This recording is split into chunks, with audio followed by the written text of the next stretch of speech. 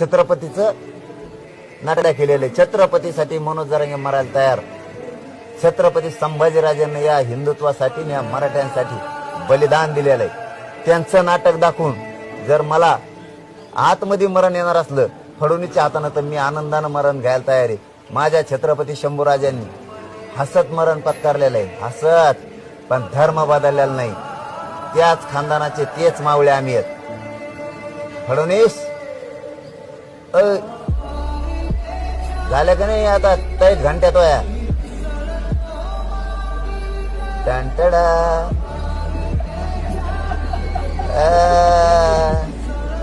कुठंच जायला भेट नाही मनोज जरांगे, कुठंच. इतका बुद्धीनं बी तेज हे मनोज जरांगे. छत्रपतींचा इतका छळ केला आणि कुणी केला?